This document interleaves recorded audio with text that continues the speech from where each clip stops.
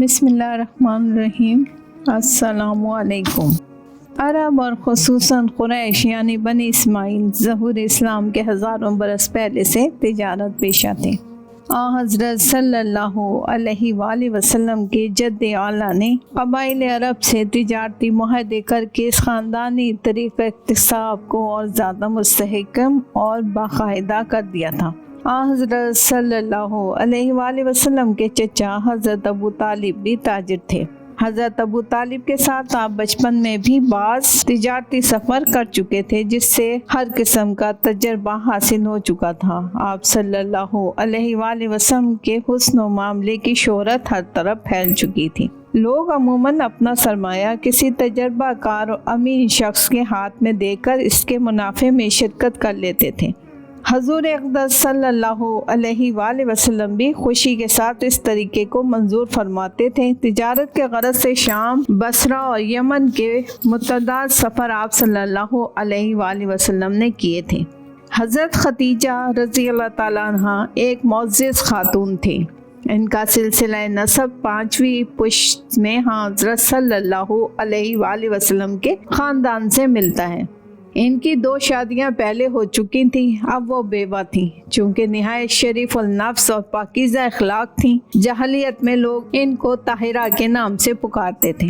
نہایت دولت مند تھیں۔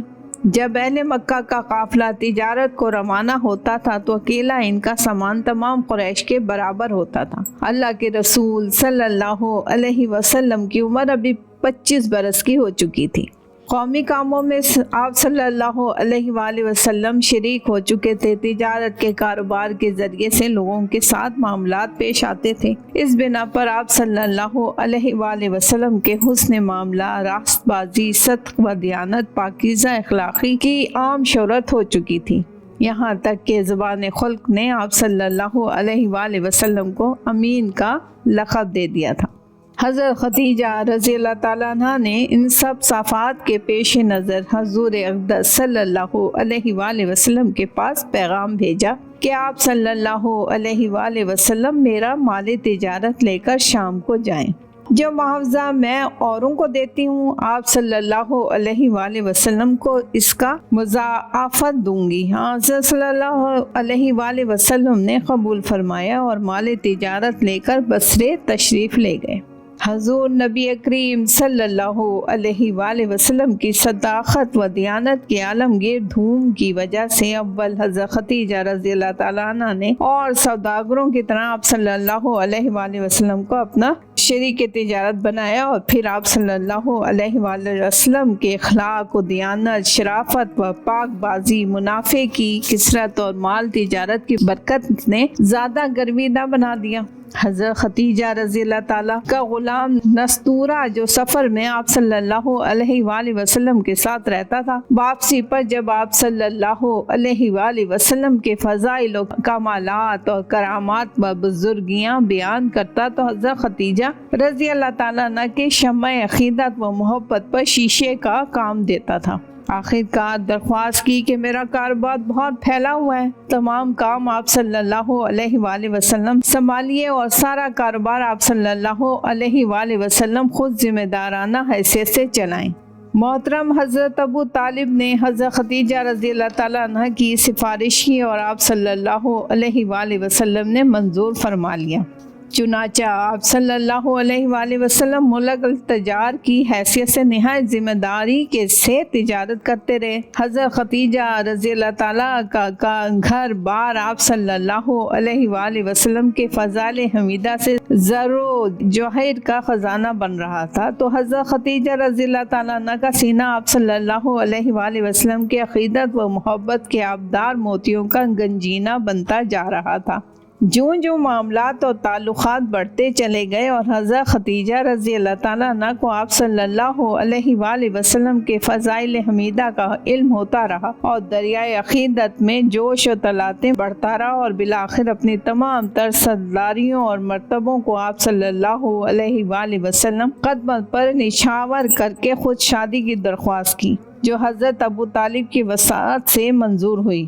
اے امت کی ماں حضرت خدیجہ رضی اللہ تعالیٰ عنہ، اے عرب کی خوش نصیب بیگم، تیرے اس فیصلے پر اللہ اقدس کی رحمتیں ابدال الاباد تک رضامندی و خوشنودی کے پھول برسائیں گے، اور رہتی دنیا تک دنیا انسانیت کا ہر ذی عقل و شعور انسان تیرے نام پر درود و سلام کے موتی نچھاور کرے گا۔ کائنات ارضی و سما کے تاجدار صلی اللہ علیہ وآلہ وسلم کی ملکہ بنی، اور تجھے عارضی و فانی دولت و حشمت کے بجائے دولت لازوال بے مثال کے بھرپور خزانوں کی کنجیاں ملی۔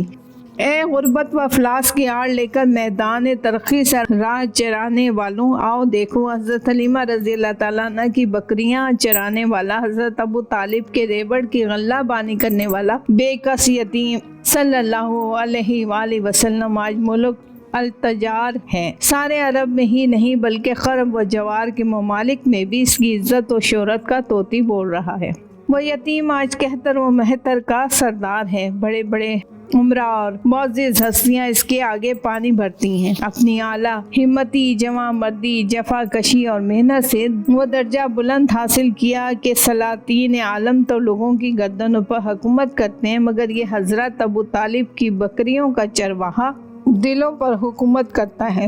مال و دولت کی فرمانی نے اس نادر و یتیم کو سرمایہ داروں میں مختار بنا دیا، اور جفا کشی و محنت اور صداقت و لیاقت کے کمالات نے سارے عرب میں دھاک بٹھا دی۔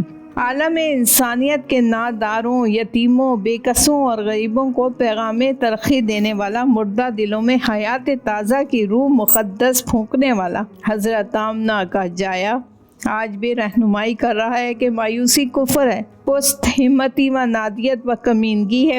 حوصلہ بلند رکھ، کیونکہ اللہ تعالیٰ اور اس کے بندوں کے نزدیک تیری عزت اور تیرا مقام تیرے حوصلے کی بلندی کے موافق ہوگا۔